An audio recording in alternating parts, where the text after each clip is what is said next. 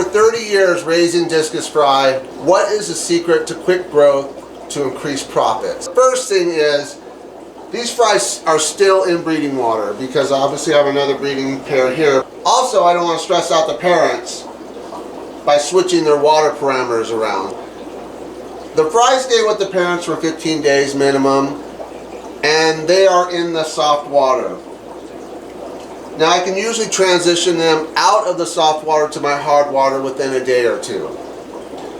I find there's no difference as far as the fry. They're pretty hardy. And I know there's people that say there's a 30-day syndrome. So that's something I've never experienced before. I've had small die-offs, like 1 or 2 here and there, and maybe like within a week I lose 5 or 6, but I've never had a full die-off. And I think it has something to do with how I feed, but also my water treatment and the fulvic acid, but also breeding high quality fish with great genetics. So I think all those are a factor. So some people have told me that it's gill flukes that kill the babies. I don't believe that. I think it's more of a bacterial issue going on. Now I could be wrong, I don't have any science behind that, but all my fish are pre-treated anyways out of the wild. And gill flukes could be a problem, but I've never seen that personally. So the hard part now is feeding these tiny fry, but making sure the parents are still getting well fed. So even though that they can go a long time without eating food, you do not want to do that to your breeding pairs. They're paying for the fish room and hopefully a little bit of profit. Discus are great for that because you can actually make a good profit every year if you can breed a lot of them. And that is my goal here, is to breed a lot of fish so I can get them out to you guys. So what's the secret to feeding the fry and also feeding the parents? First off is a video I just did on baby brine shrimp.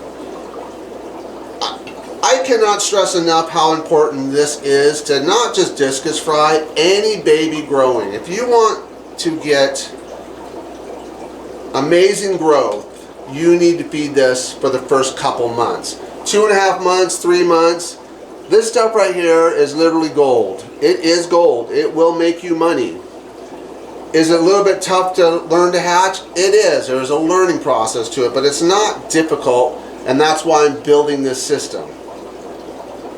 But also if you want to breed like rams or pistos or smaller fish, by putting this in their water, not only do they feed off the glass and eat it and then the females get lots of protein, but it induces spawning on the availability of food for their fry. So when a ram, and I bred thousands and thousands, I bred this whole room was built on the black ram.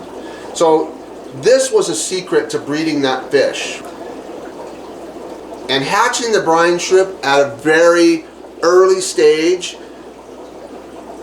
They're really small, so the fry can eat them quicker, but they're way more nutritious when they have that egg sac or the egg yolk on them still. The protein level goes through the roof.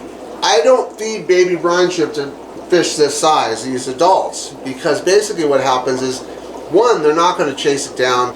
The effort to chase down a baby brine shrimp for a fish that size, it won't happen. But another thing too is, and that's why I don't really keep the fry with the adults a long time, that gets inside those adult gills and it irritates them. So that's why I don't want to put a lot of stress on my parents. That's why we only keep them together for a small time, because I need the growth from the fry, but I also don't want to stress out the parents. So that's kind of my thought process on pulling the fry at between 15 and 20 days. But not only that, now I can focus on heavy water changes to get these fry to grow quick.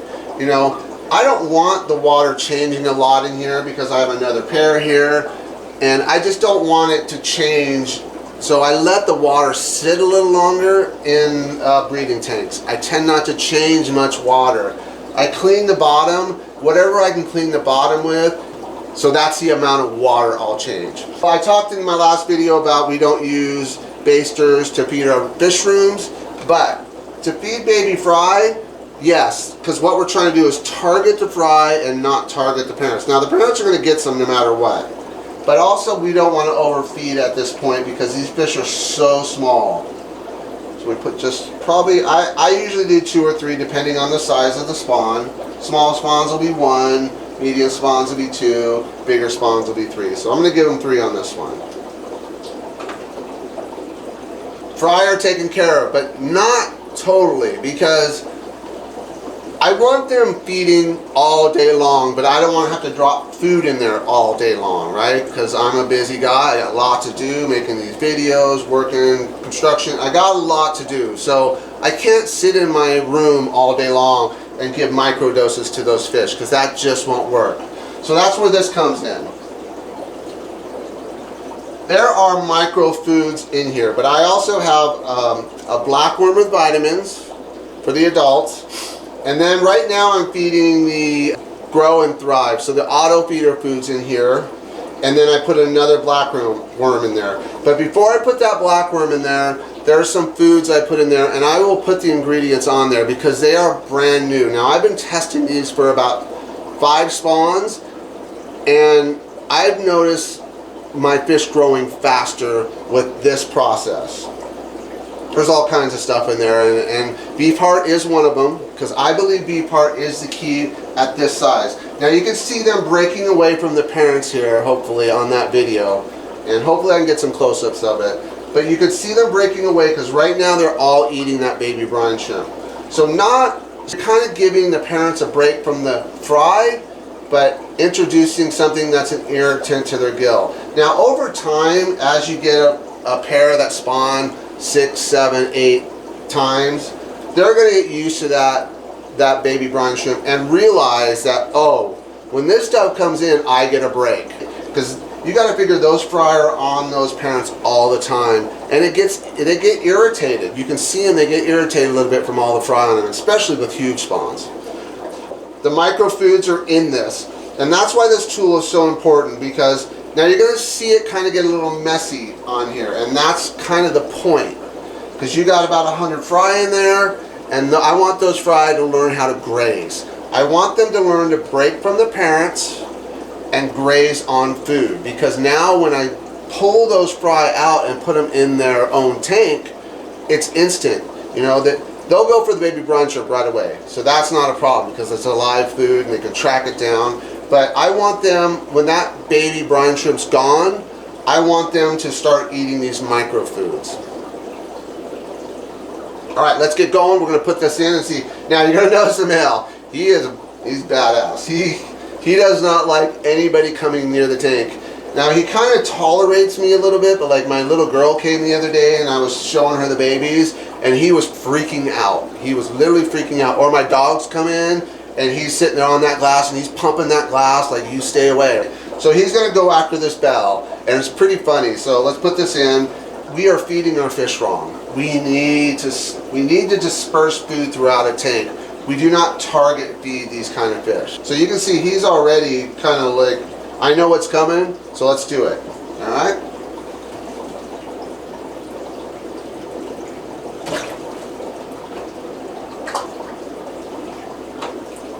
He shot that food throughout. Now I'm going to back up a little bit because I don't want him to hurt himself on that bell, which he won't. But he's going to keep tagging that bell. And what that's doing, he's doing the work for me. He's basically sending all these micro foods. Now there's all kinds of fun stuff in there if you look at Grow and Thrive.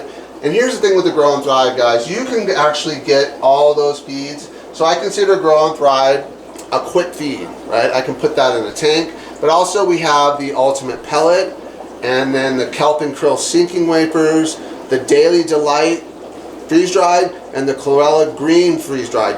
This is a great system for growing out fry. Now these fry aren't going to look at the microfoods yet. They're going to be eating that baby brine shrimp, and they're going to eat it till their bellies are nice and gold. That's what's awesome about this. The male is dropped back to take the babies. The female just came to the front. Oh, here's the male back. He's really aggressive. That's kind of what you want to see in your male. You want to see him kind of pushing at that glass, because that means he's, one, really attentive to those fry. Two, he's very protective. You know, males, that's what we do. We protect. And so he's doing everything right. But, you know, he's getting plenty of protein for his next spawn. Beautiful fish. Hopefully these will be available in like 3 months, springtime, and we can get these out to you guys. But high quality. The female is a blue-faced Namunda wild heckle and a domestic turquoise, red turquoise female. Those were her parents. So great cross, and this is a famous breeder from Asia. I think his name's Tony Tan or something. I don't know. There's like 4 or 5 of them, and I can't remember which one it was, but I believe that was him. And these are coming soon. These products are coming soon for breeders. I'm going to start releasing products more for breeding programs. That's kind of my goal now. I've done the base work, but what I'm learning is I have to slow down on my releases because I'm getting a little overwhelmed. Literally, I'm up at 4 o'clock every morning packing orders, and you know, I've taken a few days off this week so I can work on these products for you guys. But we're also going to be releasing just regular foods for regular fish. And I'm just debating right now whether it's going to be a separate website or not. Because the Discus thing is very unique, very niche. And I think when people see Discus, they get, if you're not a Discus keeper, it's kind of intimidating, which it shouldn't be, but that's just the way it is. Is it a little more work to keep Discus? 100%. It's just different, right? We just have to be different. We have to be a little bit more up on our water quality. They don't do well in heavily substrated tanks because of the bacteria load in those. They can do fine in fine sand tanks with planted pots. That works real well with Discus. But really with Discus, it's high quality food, high quality water, and a high quality keeper. That's kind of the trio that we need to keep these thriving. You can't set up a Discus tank and just set it and forget it. That's not how it works. You want to do that, that's a guppy tank. I sometimes don't do water changes on my guppy tanks for 6 months. These angelfish, I think they've gotten 3 or 4 water changes in the last couple months. And these are grow outs. So you're hardly ever going to get stunting on an angelfish. You will get stunting on a Discus if you do not do it right. So in my experiments with growing out Discus, I've tried it all ways. What I have found is smaller tanks for the first 3 months. Packed, so condensed. I like 60 fish in a 20 for the first month or 2. That's just something that I have found. I get way better growth. They use less energy, and it's easier for them to find their foods when it's condensed like that. Now, that's on me. I have to be vigilant on that tank and see it's dirty, do a water change.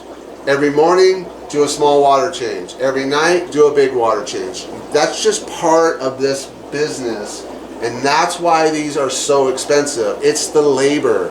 It's hard to breed them, but not impossible. It's not impossible. It's very simple with just some few tweaks on water qualities and conditions, but really the work is the labor.